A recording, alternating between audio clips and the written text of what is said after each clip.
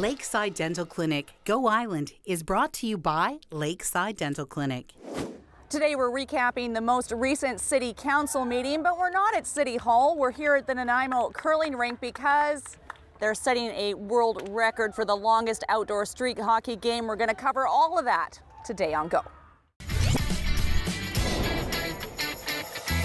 Paul Lane bringing his music back to the island. A big summer in Fort Carlton, and the boys are back on the clock.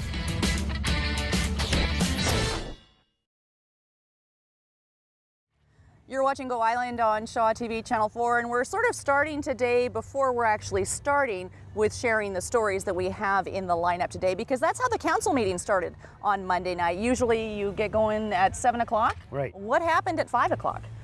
Well, we have a scheduled in-camera meeting at 5 o'clock. But what happened, a number of people showed up that wanted to sit in on the open portion of the in-camera. How it actually takes place is that an in-camera meeting starts with an open forum. Then at the open forum, the agenda is discussed, motion is passed, and then it's followed by a motion to move in camera, and then the public is excluded at that point. Now, this is all around the LeaderCast conference. Is there closure to this yet? Is that what's happening? I think there is. You know, there were several different options that council considered, and in the final analysis, staff and all of the people involved in LeaderCast committed a huge amount of time and generated a 158-page report on everything. Two-sided. That led up to everything that took place from the beginning to the end.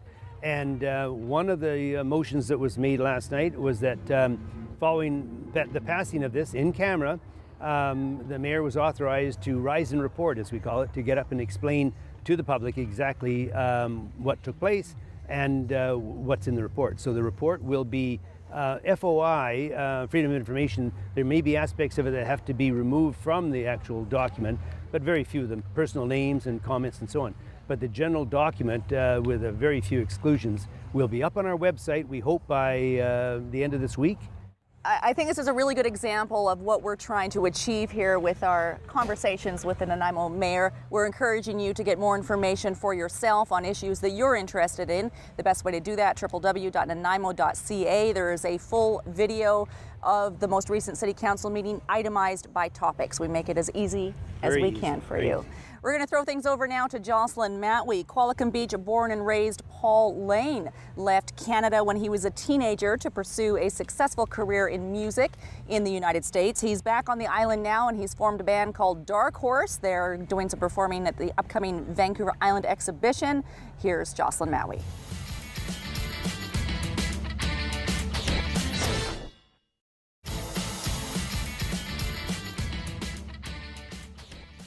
Dark Horse is on stage at the VIX on Friday. That's August the 15th, a 7 o'clock showtime. Headlining this year, we have the Grapes of Wrath, Prism, and Chilliwack. Also in the lineup, David Gogo and illusionist Michael Berenz.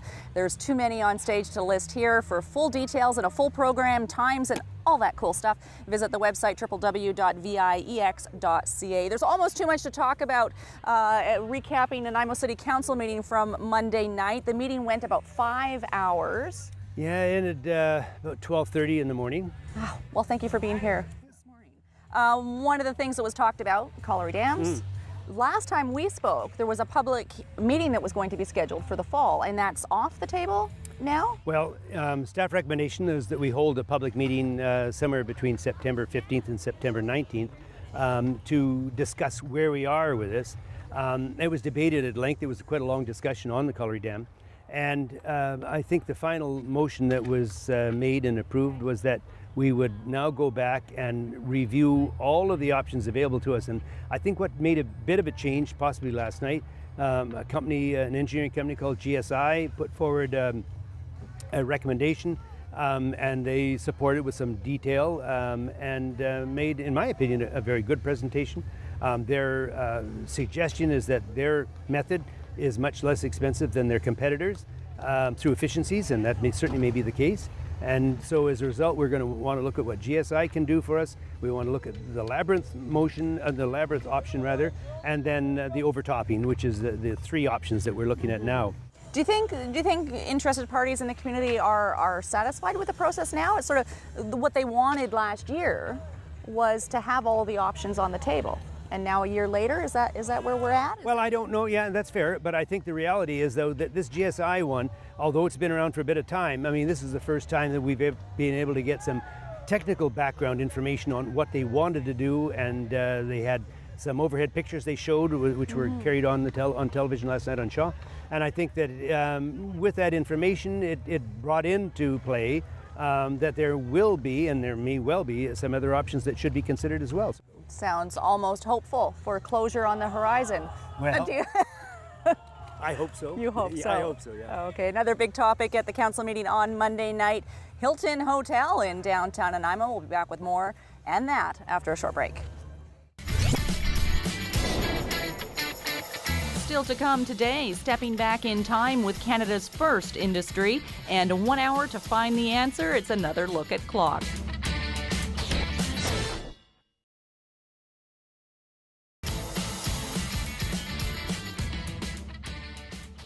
You're watching Go. There is a ton of content in today's show. That, of course, includes theater. The 2014 Gabriola Island Theater Festival is in full swing. 10 performances featuring award-winning scripts and performers running through until Sunday. If you want to experience the arts done right, you want to head over to Gabriola. You can get full program details, www.artsgabriola.ca. It's kind of premature, but not really. Congratulations. Thanks. You have successfully, almost, how many hours away? 6 hours away. From achieving a world record in the longest street hockey game ever. Yes. Why do it? You know, hockey's our sport in Canada, and you always read when you grow up Guinness World Record books, and you always want to be in one. So it's the best opportunity, plus we're giving back to the community in a great way too. Now this is your second attempt at the outdoor record. What's happening that's different this year that is leading you to success? This year we're more prepared. You know, we trained a lot more this year, physically and mentally. We have more medics on hand, massage therapists, and the dedication to the players. You know, not one player's dropped out, which is outstanding. You know, 105 hours of hockey is a lot of hockey, and not one player's dropped out. They've pushed through the pains and aches. I admire every single one of them. Now it's a pretty basic concept, but people aren't really sure how it works. There's the same players, or 20 players? There's 40 players in total. 40 players? They play the entire 105 hours, 17 minutes. So they don't go home for a sleep shift and come back or anything like that? No, they're not allowed. They can stay at the Nanaimo Curling Center. They take little breaks, like an hour here and there, but it's the entire same players, 40 players, the entire record. So what's the score right now? it's I think it's like 1,400 to 1,300 or something. It's crazy. So by the time you're watching this program at home, you will have set. There's no doubt about it. That's what you're saying. No doubt about it. You know, no doubt about it when we hit the halfway mark. You know, players said, if I have to, I'll play 50 hours of hockey. We are doing this thing. 6 hours away, spirits are high right now. The adrenaline is coming from somewhere. We're not sure where, but the game has picked up a little bit. Still a little slow, though. The Maybe game's some picked cooler up. temperatures. You guys have been playing in hot, hot heat. Wow. Oh yeah, it was hot yesterday. You know, the boys had a lot of ice packs on their necks and lots of sunscreen and stuff, but a little bit cooler here. You know, it's exciting. You know, it's exciting. These players are excited. You know, it's taken 3 years to do it, but they've finally done it. Congratulations. Now, you know you've set the record, but it's not officially official until what happens? Yeah, so we've sent all our security camera footage to Guinness World Records, all of our witness statements and such like that. They have to review all that. It could take up to a year to review. So we've unofficially said it, but officially the Guinness Record has put the approval stamp on it, which we hope we'll hear pretty soon. Good for you. Thanks. Thank you. It's a pleasure to be down here at the Curling Club as youth sticking together set the world record for the longest outdoor street hockey game. We're heading over to Alberta now. It's time for Big Summer.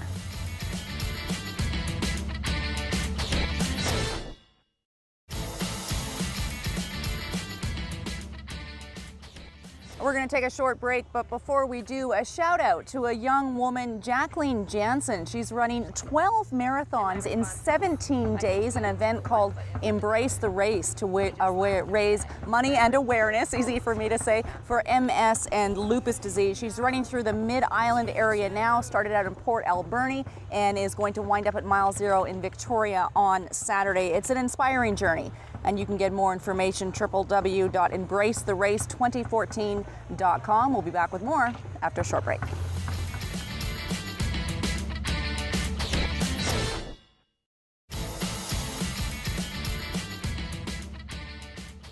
You're watching Go Island on Shaw TV Channel 4. A Hilton Hotel in downtown Nanaimo. Motions passed last night, moving towards that end. Yes. What happened?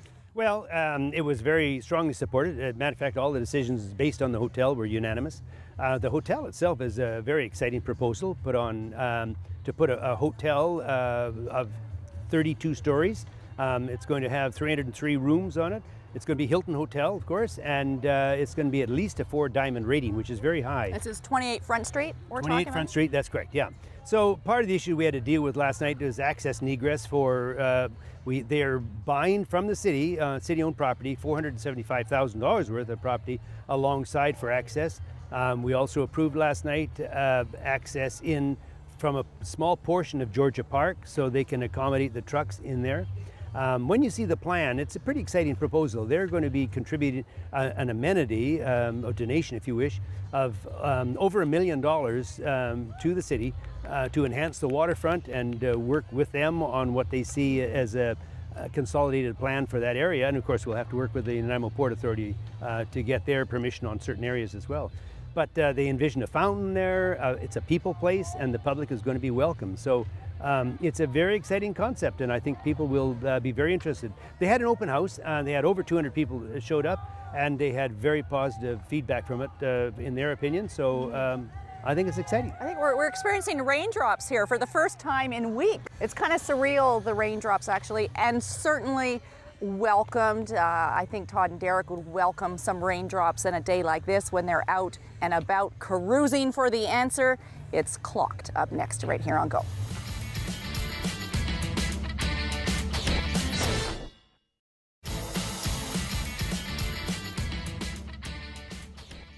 The Italian fountain is on the City Heritage Registry, and it's acknowledged that it is a mere shadow of what it was back in the original day. There are some local groups, including Cavalotti Lodge, who are now undertaking some fundraising efforts to restore the fountain back to its original glory. The cost is estimated at about $250,000, and they're determined to make that happen. If you're interested, you can get in touch with Sandra from Cavalotti Lodge, 250-753-1394.